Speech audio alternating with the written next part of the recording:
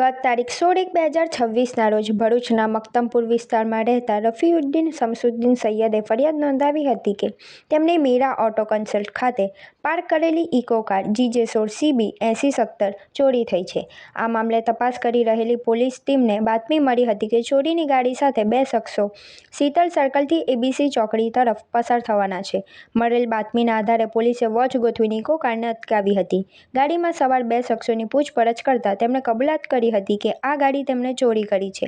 પોલીસે ઝડપાયેલા આરોપીઓ વસીમ ઇરફાનભાઈ મલિક તેમજ રિયાઝ ખાન શકીલ ખાન પઠાણ બંને રહે નવી નગરી પાલેજની સઘન પૂછપરછ કરતા આરોપીઓએ અન્ય ચોરીઓની પણ કબૂલાત કરી હતી, જેમાં નબીપુર ચોકડી બ્રિજ નીચેથી થોડા દિવસો પહેલા એક ઇકો ગાડી ચોરી કરી હતી તેમજ પાલેજ નવી નગરી ખાતેથી અલગ અલગ દિવસે અન્ય બે ઇકો ગાડીઓની ચોરી કરી હતી।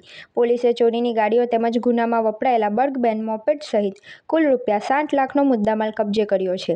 આ કામગીરી ભરૂચ શહેર C ડિવિઝન પોલીસ સ્ટેશનમાં PSI NR ચૌધરી અને તેમની સર્વેલન્સ ટીમ દ્વારા સફળતાપૂર્વક પાર પાડવામાં આવી છે। આ સાથે ભરૂચ શહેર C, નબીપુર અને પાલેજ પોલીસ સ્ટેશનના ચોરીના ગુનાઓનો ભેદ ઉકેલાયો છે।